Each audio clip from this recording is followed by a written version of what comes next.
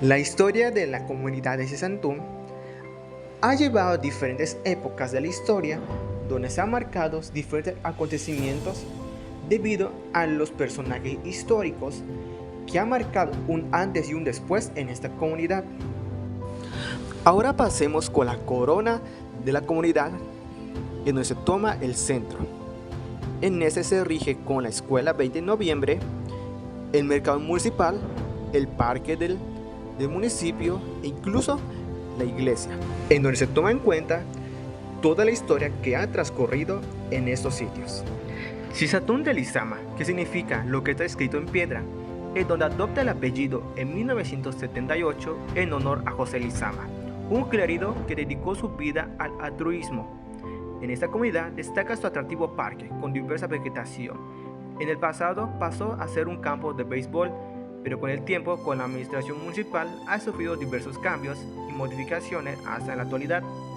Este recinto cuenta con 11.375 metros cuadrados, dando a conocer el parque más grande del estado, donde sobresaltan monumentos conmemorativos a personajes icónicos en la historia de la comunidad. Uno de los monumentos conmemorativos que se da en este parque es de Víctor Pascual Corral Campos. Aportó un gran impacto en el ámbito educativo en la comunidad como político, uno de los pioneros luchadores en la fundación de la Escuela Normal de Sisantún, donde se enfrentó a diversas circunstancias. Una de las figuras más icónicas en la comunidad, dando monumento conmemorativo, fue el compositor Pepe Domínguez. Su nombre completo era José del Carmen Domínguez Saldívar. Fue un compositor y un precursor en la trova yucateca. Fue el creador de la canción Jarana, donde es recordado con el tiempo sus canciones más icónicas ante lo cultural. Luego de haber conocido los puntos anteriores, pasemos ahora con el siguiente trayecto. Nos encontramos ahora en la iglesia de San Antonio de Padua, ubicada en Sisantún. Está localizada al norte del estado de Yucatán. Fue construida después del año de 1550 bajo la dirección de los monjes de la Orden Franciscana. La iglesia presenta bóvedas de nervaduras en el presbiterio, ubicado también en la zona este de la iglesia Y tal vez se preguntarán, ¿qué significan esas pinturas o desde cuándo están pintadas? ¿Quién lo realizó y por qué razón?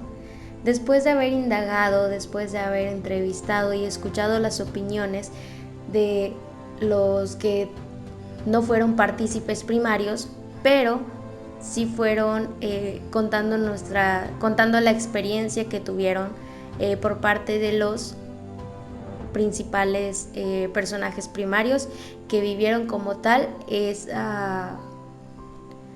acontecimiento. El más acertado fue el siguiente.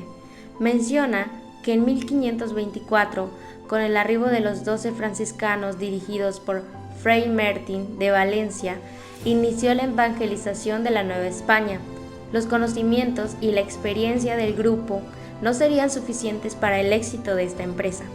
Fue necesario también incorporar los hábitos esenciales de las culturas prehispánicas en ese proceso. El sincretismo, derivado de ello, generó resultados en todas las disciplinas humanas.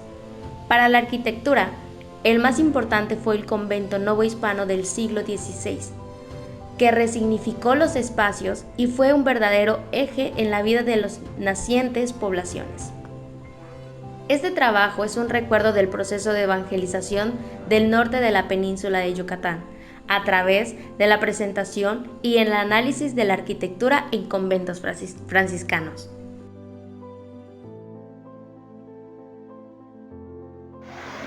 La hacienda de San Francisco fue fundada hacia 1857 por compra que hizo Albino Manzanilla Cámara, de un antiguo huerto que, según la tradición local, perteneció a los franciscanos del convento de Santa Clara de Santún.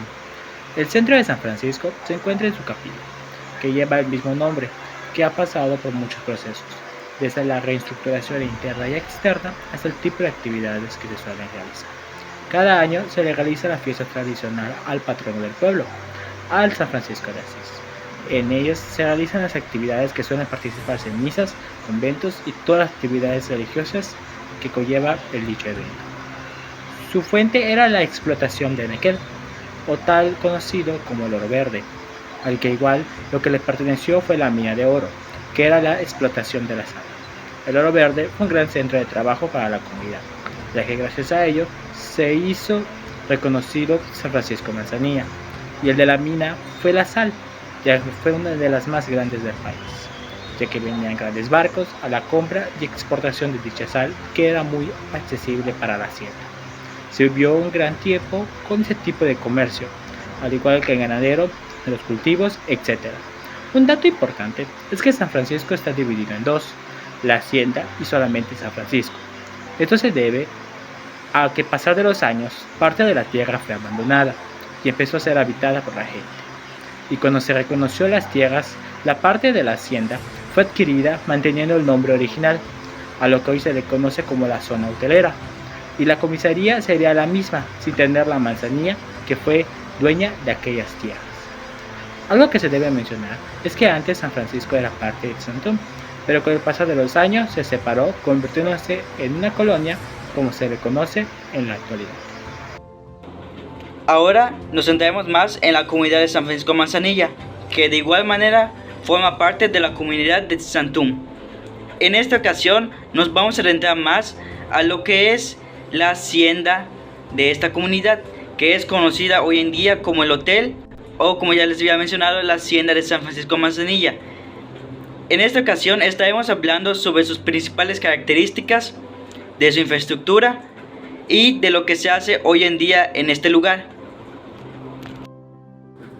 La hacienda de San Francisco Manzanilla se creó en el año de 1857 gracias a la compra que hizo Albino Manzanilla. Esta cuenta con la cámara de un antiguo huerto que, según la tradición local, perteneció a los franciscanos del convento de Santa Clara, y con esto Tzintún, con la extensión territorial más grande del estado, conformándose con 9.500 hectáreas, ocupando parte de la costa de Santa Clara, en la mina de oro, y parte de los territorios de Tzilán González, Cansacap y Yobaín. Después de la compra que realizó Albino Manzanilla, la dotó de los diferentes recursos de los que carecía. Principalmente la dotó de una planta de luz, teléfono, escuela, salas de baile, capilla, tortillería, etc.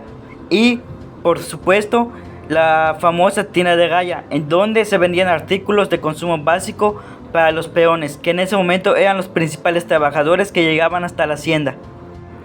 E incluso en el año de 1904 se le comenzó a dar más uso a un hospital con el que contaba. Principalmente contaba con pabellones, un quirófano y la casa de un médico, esto debido a una plaga de sarampión que abarcó todo el estado de Yucatán, con un total de 83 casos en la zona de Tzintún. Esta hacienda principalmente fue dedicada a la exportación del enequén.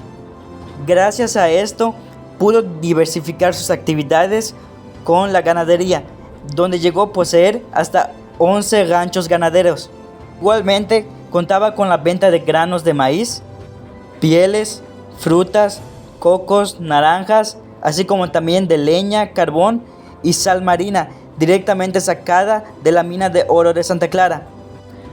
Gracias a la introducción de una máquina, fue aumentando de mayor manera la producción de fibra del enequén, en donde en algún momento gracias a esto se consideró la hacienda más productiva de todo Yucatán, raspándose hasta un total de 600,000 pencas diarias.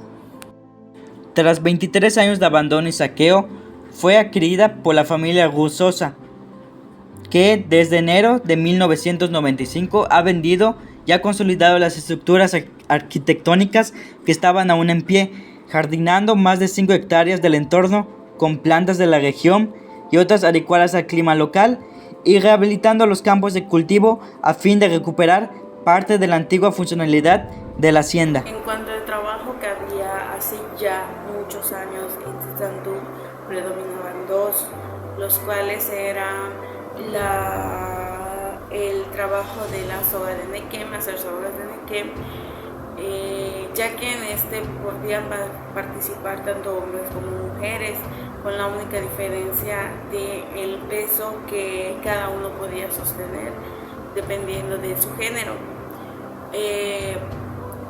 Nos comentan que este fue uno de los de mayor ingreso para las personas, ya que no solo porque ambos sexos podrán entrar a trabajar, sino que también porque era un trabajo en donde podía estar alguien de 30 años aproximadamente hasta unos 60, no había tanto límite en cuanto a las edades. Y por otro lado, una de las actividades que hasta la actualidad son, entre comillas, ya no muy bien pagadas, pero que se siguen haciendo, es el trabajo de milpa. A estas personas se les llama milperos, o hay algunos que como son, lo dominan, pero pues es su propio trabajo, o sea, es de ellos y ellos son los que salen a su cultivo, lo cual, por ejemplo, es de pitaya, de melón, de papaya, sandía y entre otros, los cuales son los que más han dominado a trascendencia de años, con la única diferencia de que el trabajo en milpa es únicamente para hombres, o bueno, en la actualidad se sabe de algunas mujeres que igual se dedican a lo mismo, pero hace algunos años solo era trabajo de hombres, mientras que las señoras o mujeres eran amas de casa, aunque actualmente esto ya ha cambiado bastante. Y en cuanto al único trabajo que se podría decir que era principalmente para las personas que estaban como presas, por así decirlo, era el trabajo que tenían que hacer en las haciendas. La entrevista fue realizada a uno de los primeros normalistas de la escuela. Él nos mencionó que antes de la construcción de la Escuela Normal de Sisantún hubo principales fundadores que fueron pioneros para la creación de la misma. Él nos habló del sentido y de la razón por la cual se creó la escuela. Asimismo, nos habló del cambio de diferentes factores que se utilizaron para la fundación de la misma escuela, como la implementación de la agricultura. En la Escuela Normal de Sisantún fue fundada en el año 1977 para ofrecer una alternativa de estudios de nivel superior con la licenciatura en educación primaria, de la cual han egresado numerosas generaciones de docentes que hoy brindan sus servicios profesionales en el estado. La Escuela Normal de Sisantún ha contribuido a grandes maestros que ahora se encuentran trabajando en diferentes comunidades del estado de Yucatán y han logrado trascender económicamente gracias a su correcta administración y manejo de la economía, lo cual es muy fundamental porque para poder lograr un cambio en la comunidad, los educadores deberán de cambiar primero. En el sentido de lo cultural, él nos habló que se deberá de favorecer en diferentes aspectos como el saludo, el respeto, el aprender a construir en la educación, no ser personas que realizan las cosas de manera ya sea desanimadas o sin ánimos. Más que nada que sean maestros que lo hagan de manera flojos, y también nos mencionó que hay que desarrollar la habilidad de empatía y comprensión. La vida profesional está llena de aventuras, satisfacciones, desafíos y aprendizajes porque el momento de trabajar en una escuela sirve también a la comunidad y puede implementar a nuestras vidas a largo plazo. Jorge Enrique Várquez nació el 9 de febrero de 1966 en el Golfo de Tixpehua, Yucatán. Fue el mayor de sus 4 hermanos y valoró mucho la opinión de sus padres, ya que siempre le decían que termine la universidad, ya que era un título importante. Valoró a sus abuelos maternos ya que le enseñaron las costumbres y tradiciones de su pueblo. Se recibió de maestro en educación primaria en Rodolfo Méndez de la Peña. Nos dice que tiene licenciatura en Ciencias Sociales, inauguró conferencias y elaboró 3 libros con base a sus pueblos que es Santún, Tixpehual y Tzoncahuich. Lo hizo como agradecimientos a ellos. Junto a maestros elaboraron el libro de la entidad donde vivo del 3er grado de primaria, que actualmente está repartido en los 106 estados de Yucatán. Jorge Enrique Vargas, quien nos presenta algunas de sus experiencias, de sus libros y sus investigaciones. Durante su trayecto profesional, lo poco que se pudo recabar, nos dice que mencionó que la actividad que se lleva a cabo es una ayuda para nosotros, ya que cuando estemos en nuestro trabajo va a ser una de nuestras experiencias para saber más de nuestra comunidad, los personajes que nos representan, poder salir y ver el contexto es una oportunidad que hemos tenido y que eso servirá para cuando nos manden a lugares rurales. Actividad fundamental para estar en varios ambientes, en distintas costumbres y tradiciones. Nos dice que a los 36 se recibe como profesor de educación primaria en la ciudad de Mérida. En esa época, pues solicitaban maestros yucatecos en los que mandaban a otros lugares como Veracruz, Tabasco.